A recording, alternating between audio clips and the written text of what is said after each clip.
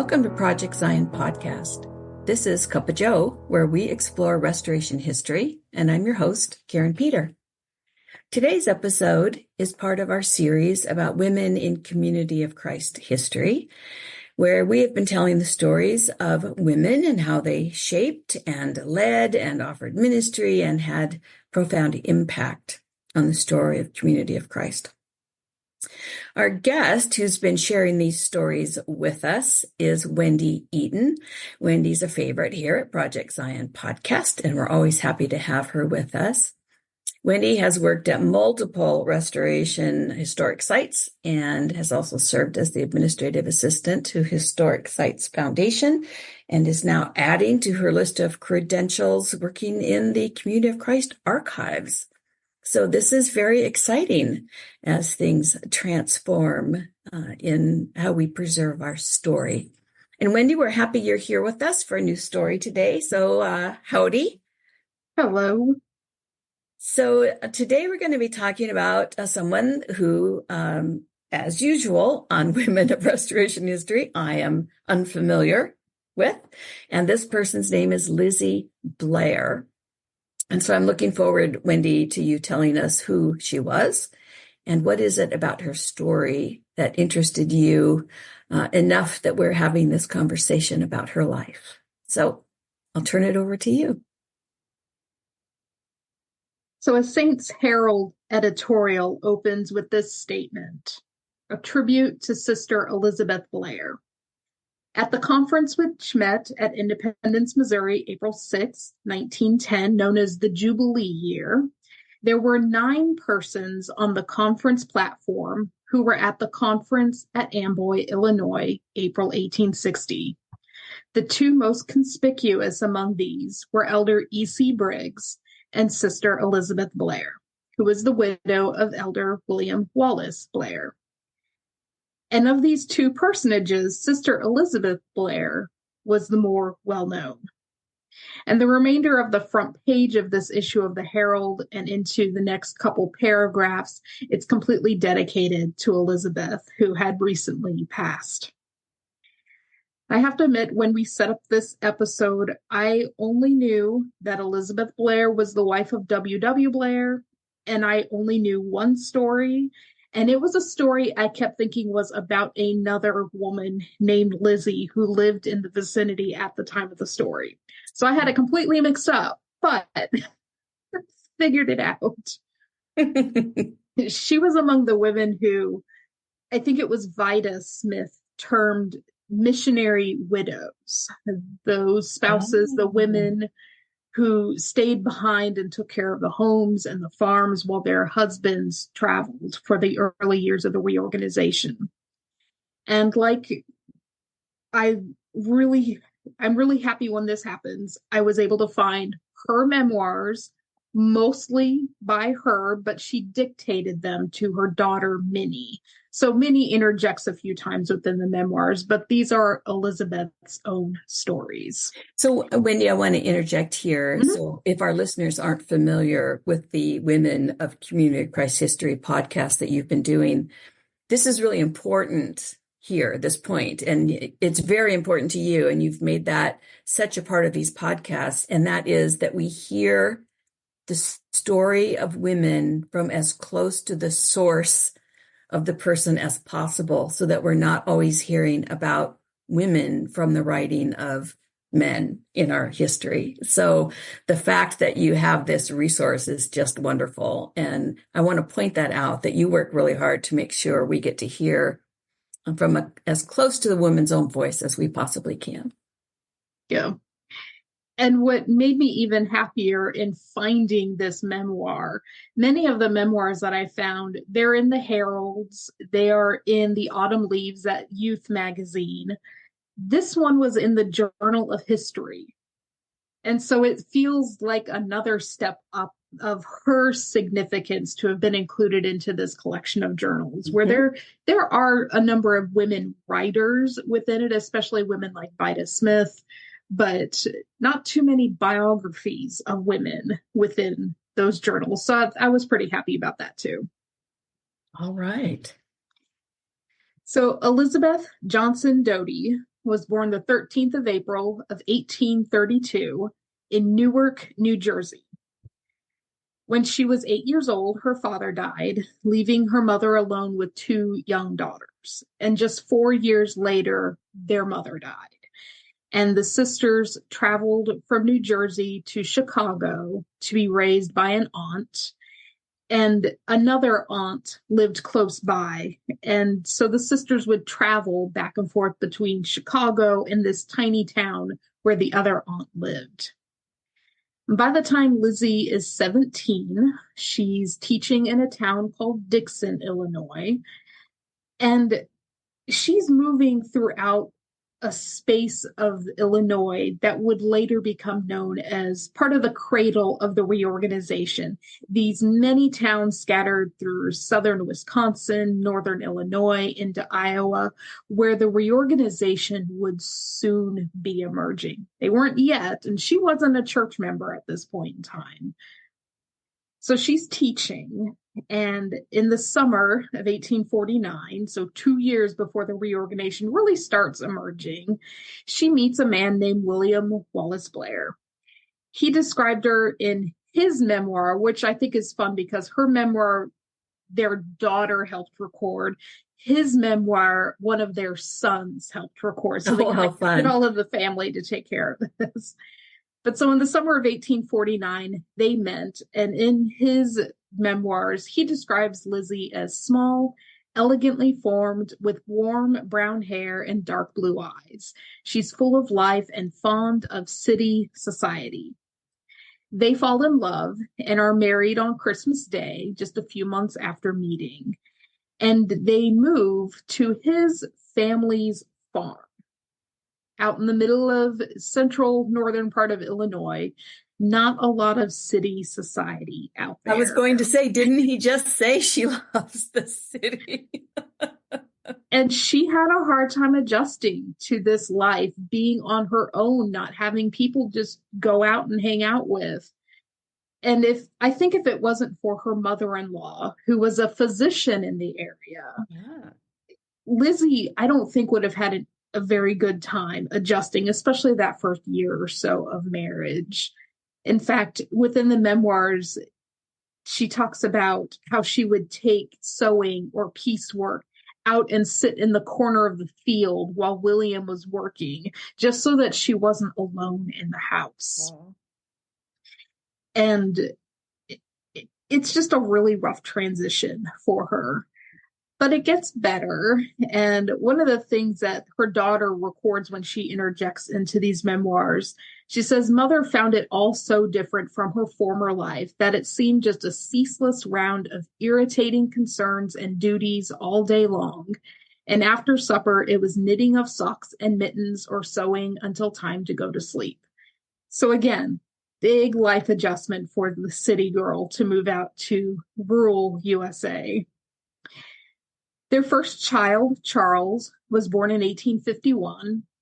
And soon after, Lizzie and William begin investigating a faction of the Latter-day Saint splintering that had happened after the Nauvoo time period. They come across William Smith, who is a brother of Joseph Smith Jr., and they are intrigued by what he has to say, and both are baptized on the 9th of October in 1851. But within a year, they both lose trust in William Smith, and they leave his association. Their second child, a daughter named Fanny, joins the family in 1853, and the following year they move from one small town to another small town. But this small town, East Paw Paw, Illinois, is not too far from Amboy. And Lizzie begins attending a Presbyterian church. She sings in the choir. She's involved in the Sunday school organization. She enjoys the company of that congregation. In 1855, a second daughter is born, and this is Minnie, who helped record her mother's memoirs. William leaves farming behind at this point. He decides to try going into business and see if that would help out the family and make life a little better for them. In November of 1856, two men arrived to talk religion with William. They talk late into the night, and in the following morning, as Lizzie is leaving for church with the children, the men come back to continue the conversation with William. And when she returns from church, they are still talking. So she's curious. She pulls a trunk over to the doorway from the bedroom to the living room, and she sits hidden in the doorway and listens in on what the men are talking about. And she discovers that they are really arguing quite a bit, especially about scripture. And she's very proud and even laughing that William is able to best them at everything when it comes to scripture. These two men are Edmund Briggs and Samuel Gurley. They are on their way to Nauvoo to talk to Joseph Smith III. And as they leave in the evening, Lizzie responds about how she had listened in on this conversation and that she was proud of him for keeping up his own in this discussion. And he records later on that he thought they were really inexperienced and very young for ministers, but they were both impressed by them. And not too long after, they go to investigate further, even traveling to Wisconsin in December of 56 to go visit more about this reorganization that's starting to happen. And what I find really fascinating about this is how this pairs with what happens with Briggs and Gurley's just a few weeks after this visit with the Blairs. In our first episode, I'm pretty sure it was the very first Women in Church History we recorded, we talked about Emmeline Griswold Smith, Joseph Smith III's new bride at this point. They had only been married a few months. And so Briggs and Gurley are on their way to Nauvoo for that very first visit that I'm pretty sure we talked about in that episode. We did. And how it pairs between the two of them. So when Briggs and Gurley arrive in Nauvoo, they end up in a shouting match with Joseph. One of them, I can't remember whether it was Briggs or Gurley, was in tears while the others arguing with Joseph. And so you have this experience with Lizzie laughing over the energetic debate, and Emmeline having to calm down her husband, who's in a raging temper. You have Lizzie and William, who are really interested right away and join pretty quickly. And Emmeline and Joseph, who are very hesitant about joining with this affiliation. And then to jump further, both Joseph and William would be prominent leaders within the reorganization. There's a lot of stories known about them. There's not so many stories known about Lizzie and Emmeline, but they both lived very similar lives with their husbands gone often and having to raise their families and care for homes without that additional support of a spouse. So it's an interesting comparison in this just a few couple of weeks, this experience with Briggs and Gurley visiting these two tiny towns in Illinois. So like I said, William and Lizzie are pretty interested. He gets baptized pretty quick in April of 1857, and the next day was ordained a high priest and sent out on missions, which is pretty common what they did back then. And so Lizzie is now adjusting to, okay, my husband's going to be gone all the time. I can't run this business. So he sells the business that he was running and they return to farming. But with him traveling as a minister, she's the one taking care of the farm as well as raising their children. So the next story is really great because Minnie records, and she's very specific in the memoirs, that she records her mother's own words. So I pulled out a huge portion of this quote to share with you. So Minnie records her mother's words. One of the incidents that marked itself indelibly upon my mind was this. We had been hoping and praying that Brother Joseph would speedily come and take up the work that his father had set him apart to do. Many had visited him, but he had given no decided answer further than to say he would not come until he felt the call of the Lord upon him. In a prayer meeting in 1860, I arose and told those present not to be discouraged. but to be of good cheer, for Brother Joseph would come and fill his place at the April conference, as I had seen him coming in a vision. I had no sooner taken my seat than doubt assailed me, and I would have given much to have recalled my words. Why had I not waited to see if it would come to pass? It seemed a long wait from February to April. And what made me fairly tremble was the fact that my words were repeated and repeated and ended with the assurance that Sister Lizzie saw him coming. No pressure. No pressure. The account continues, well, the appointed day arrived, but no Brother Joseph. My anxiety was almost unbearable. The forenoon was spent in preaching. During the business meeting, there was a stir outside the door. A whisper went around that Brother Joseph and his mother had come. I shut my eyes while they and several others came in and were seated. Then I looked up to see if the newcomer corresponded with the man of my vision. There he sat, just as I saw him. Her husband was one of the 4 men who laid their hands on Joseph's head to set him apart as president of the church. And 2 days later, Lizzie and William hosted Joseph and his mother Emma in their home along with others to just spend some time socializing. And she remarks that Emma spent much of the evening sharing many stories from the early days of the church. And I think that must have been quite an experience for all of them gathered there. This incredible joy was followed by great sorrow. As I mentioned, William's traveling quite a bit, and his now appointed mission takes him to the East Coast.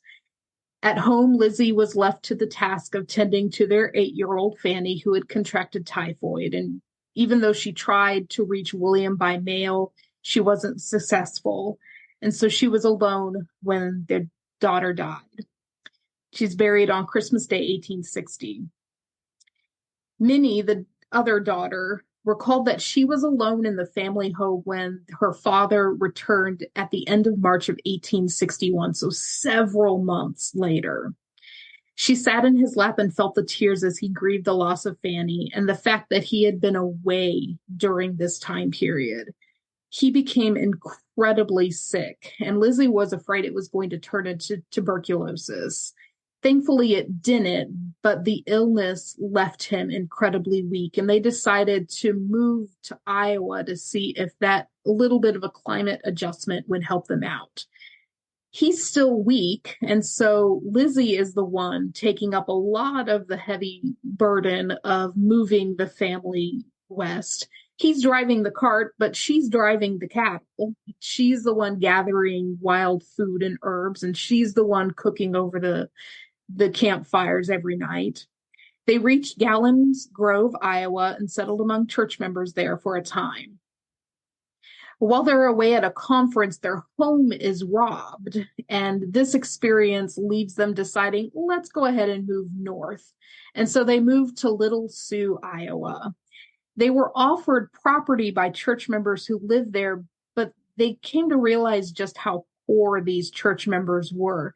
And they didn't want to accept this property when they owned a farm still in Illinois. So they didn't accept the offer. They went ahead and purchased their own property. Now, to the east, we have the Civil War raging at this point. It's 1862. It's a mess on the East Coast, especially.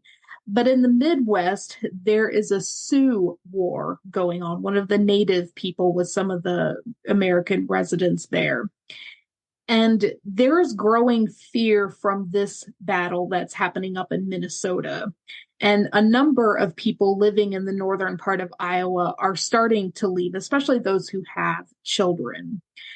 And Lizzie recalls one moment when she's close to the birth of their 5th child. She's home alone because William has gone off preaching again.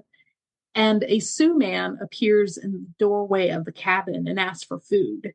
Lizzie fed him and he left peacefully. So it ended up being a good encounter, even though it still scared her to be in such a situation. So as I mentioned, she's expecting again, and baby William soon arrives. William, the father, his strength has recovered enough that he's really getting called to go back out on extended preaching missions. In 1864, they decide to return to Illinois, and they settle in the town of Sandwich, which is just 5 miles west of Plano. It's another tiny little town, but it's still in this vicinity to this cradle of the reorganization. In the fall of 1865, Lizzie calls William home from a mission, the first and only time she ever did that. She's expecting again, and they have just about run out of money. She's not able to manage the farm and the children, and winter's approaching.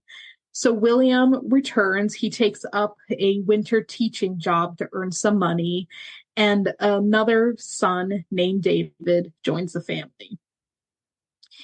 But the church is pulling at William. They really need his ministry and his skill that he has with scripture and debating other ministers at the time.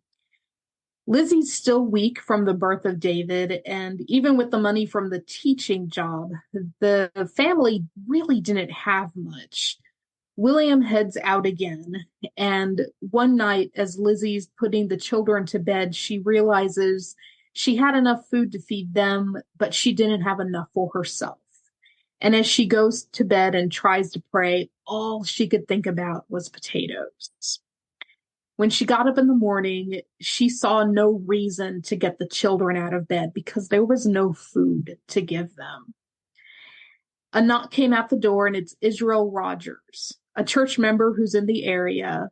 As he had left his home that morning, his wife called him back in, and Mahala Rogers handed him a basket of food and told him, "I know Sister Blair needs this."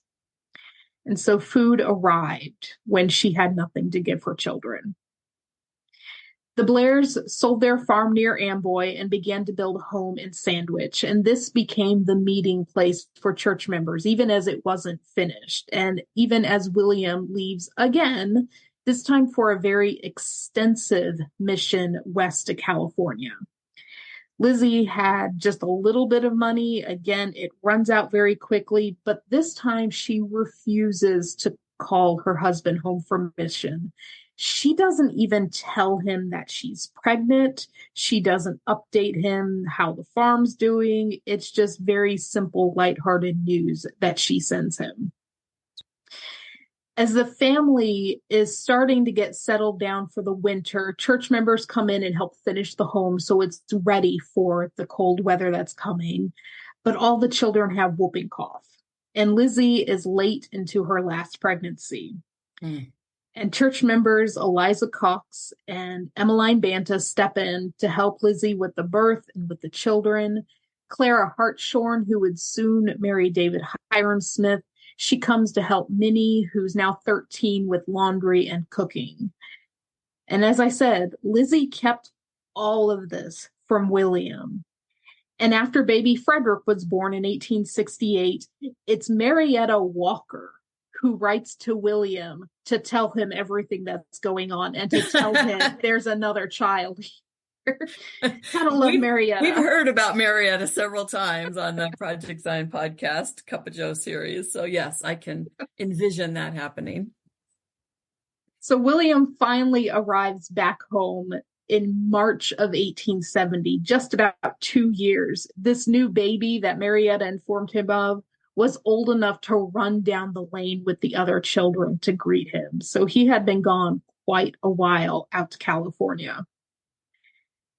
And this is something that I love about these very few stories we have of the women that live in the Plano vicinity at this time period. They are nearly all married to men who are traveling extensively for the church, and they look out for each other. They all had times where they were unable to feed their children or that their families were sick and they needed help. And some other woman always showed up to help out as much as they could. Many of these women that I've mentioned would become the founding members of the Gleaners, which later became known as the Mite Society, which is one of the early church organizations for women. And so we've jumped ahead enough in the timeline that Lizzie and William's children are just about ready to start launching out into the world. 19-year-old Charlie, the oldest, would go to Michigan to work with church member George Blakesley. And 13-year-old George moved in with the Rogers family, who were still in the same town, but he moves in with a different family to help out with their home. And William heads out again on mission, this time traveling with Alexander Halesmith to Utah. Lizzie, even though everything's going on with the home and the farm and raising the kids, she encourages her children to get as much schooling as they possibly can, even if it meant she had less help at home. And Minnie records in the memoirs that on days that there wasn't any school, Lizzie would hurry through her morning chores and then would make a circuit through the community to check on the other women before getting home in the evening and rushing through to catch up on the chores that Minnie wasn't able to do during the day. In 1873, when Minnie's 18, she earns her teaching certificate and moves to Mission, Illinois, which is another tiny little town in the middle of Illinois. And she stays with the Hayer family. This is another church family. But without Minnie's help, her mother is overworking herself, and she comes down with typhoid. Thankfully, she's not sick long, and she recovers, but recovery from typhoid can be incredibly lengthy. So Minnie comes home to check on things to make sure her mother is resting and taking care of herself, and she decides to take her two older little brothers, George and William, back to Mission with her to stay with the Hayer family, so that would just leave Lizzie home with 8-year-old Fred. And it's drawing close to conference time, and a group of church members from the Plano vicinity got together and reserved a train coach to travel to conference in Council Bluffs, Iowa together. So I may be wrong, but I think this might be our first caravan of church members traveling from one location to another. And some people might not think a conference and a road trip are the best ways to recover from a serious illness, but Lizzie was surrounded by society and her friends, and they greatly enjoyed the visiting and, of course, the singing that happened along the trip.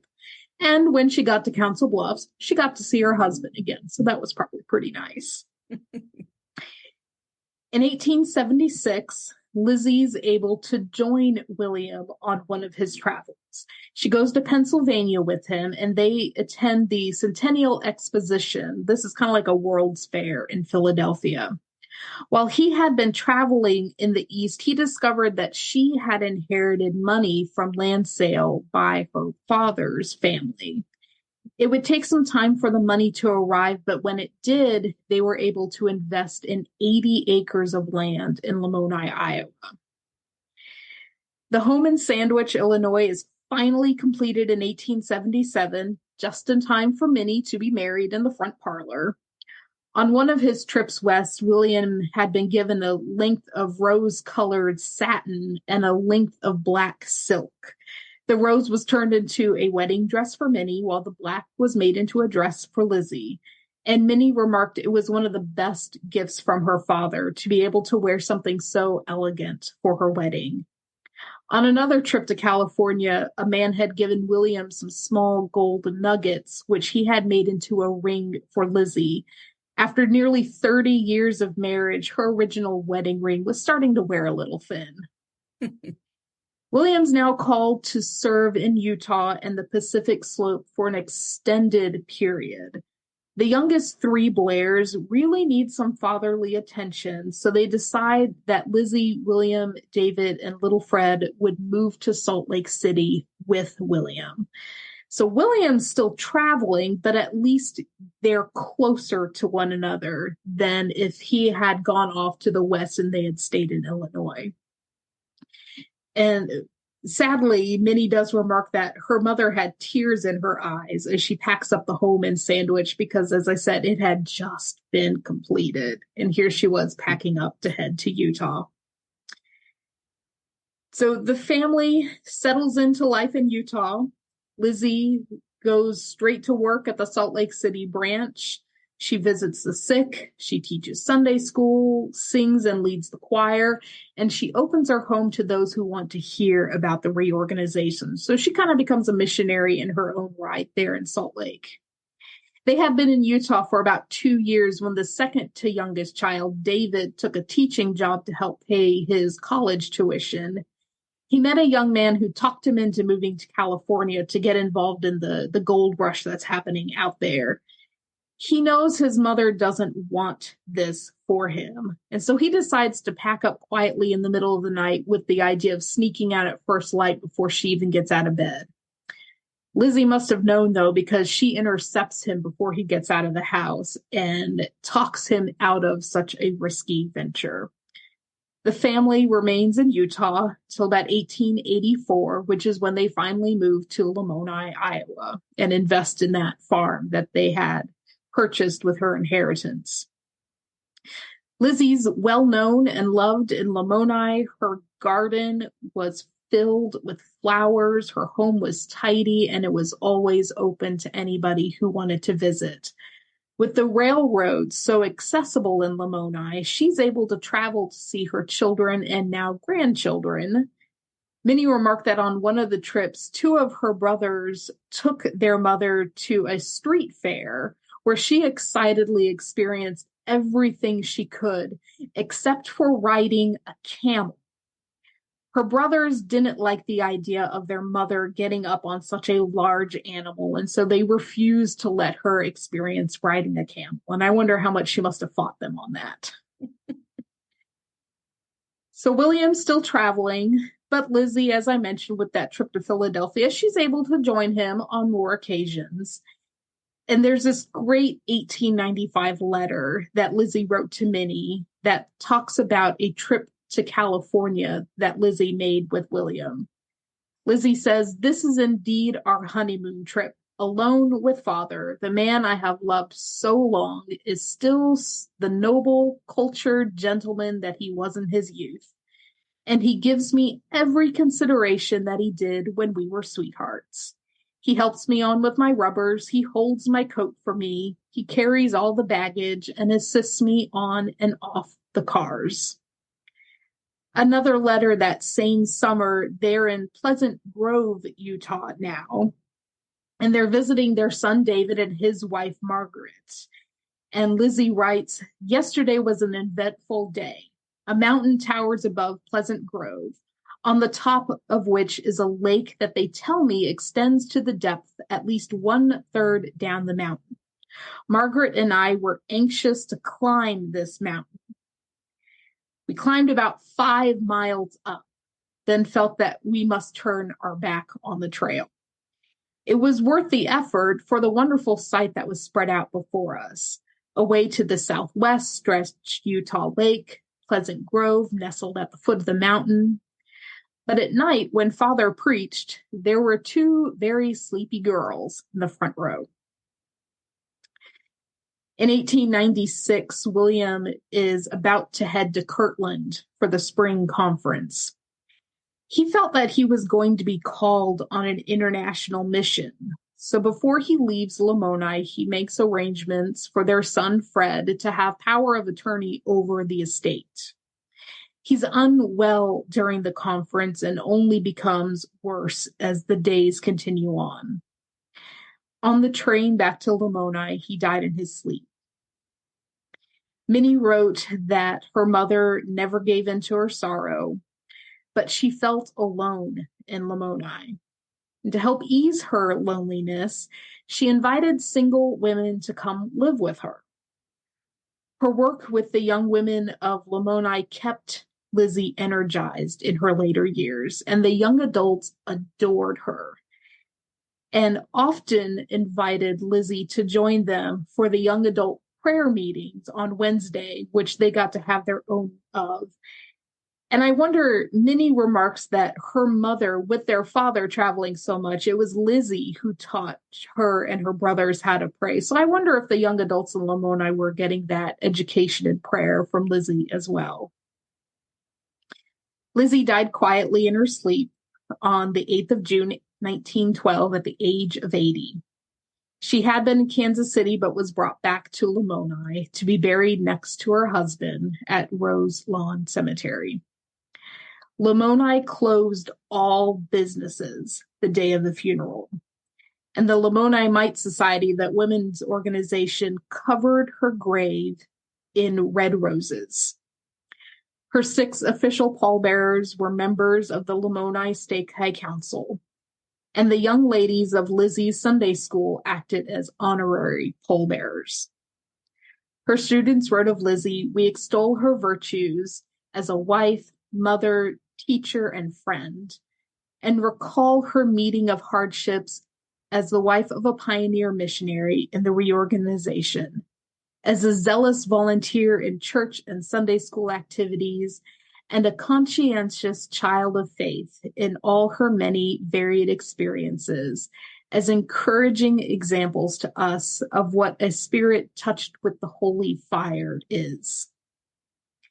The effects of such a life go on and on unto eternity, alone reveals its magnitude." So a greatly respected woman in her own right. What a lovely testament to her life. Yeah. So I have one last story to share about Lizzie. Okay. And this is the one that made me laugh when I read it. So it's later in her life, and Lizzie and her daughter-in-law Margaret are invited to attend a reunion at Pirtle Springs in Warrensburg, Missouri. So Karin might remember, I mostly grew up in Warrensburg, Missouri. Warrensburg, Missouri, you did. And my parents' home was just a few miles from Pirtle Springs. I had no idea they had reunions in our church at Pirtle Springs. I knew there was a lot of church members out there, but I never realized those forests and trails that we used to go walk held reunions that Lizzie Blair and others were at. But there was this great story she records at this. The young adults, who I've already mentioned, they really like Lizzie. They plan on having a watermelon feast one night, late one night. And being good church kids, they ask Lizzie to come chaperone them so that everything's on the up and up and they won't get in trouble for this. The following morning, Lizzie was attending to her morning, getting ready for the day activities, and she overheard a number of the other older sisters complaining over the boisterous noise and carrying on that had happened the night before at this watermelon party. Lizzie stopped the gossip, saying, "You are mistaken about this matter. The young folks were at the worship service, and a number of them sang in the choir. Then, with the permission of the stake president, they had this little watermelon feast. I was invited and was present. They may have laughed and been a little noisy, but they were a splendid lot of young adults. I fear that I laughed as much as any of them and enjoyed it too." Well, no wonder the young adults appreciated her so much. Yeah. So when you were putting this together to talk about Lizzie Blair, which I'm just fascinated from the very beginning that as a young couple, they were visited by these 2 members of the forming Reorganization, and a few weeks later, those same people are in Joseph Smith and Emmeline Smith's living room. Heated debate. That whole time period is it sounds like an episode to a wonderful historical Netflix series or something. It just had that great storyline to it. But when you were going through this story, what is your very favorite bit about Lizzie? She was just so determined and so willing to do the hard work. And it's so hard to just keep doing the hard work that needs to be done when your life is in turmoil and all the different things that she was going through. And it was her persistence and her optimism and this love of life that just kept popping out in this memoir. She seemed like no matter what was thrown at her, she just kept going with it as much as she could. There were times that it got really rough and she wanted to call in help. Like the one time she called William back from a mission. But for the most part, she just did the hard work as much as she could. And again, as I had mentioned, all those little stories of the women in Plano and Sandwich and Amboy who are just stepping right in to take care of one another while their husbands were gone and they're left alone with farms and children and all the illnesses and everything going on in life, how they just took care of each other. Some of the early blessings of community in the reorganization, through the women's relationships. So do you see anything in our current expression of Community of Christ that you could attribute to maybe being a little bit of Lizzie's legacy in the church? Well, as you mentioned, that blessings of community and that story at that reunion at Pirtle Springs, something was going on that she didn't like. These women were upset that there was a lot of rowdy noise and a party going on by the young adults. And she just stepped right in and she said, no, it was fine.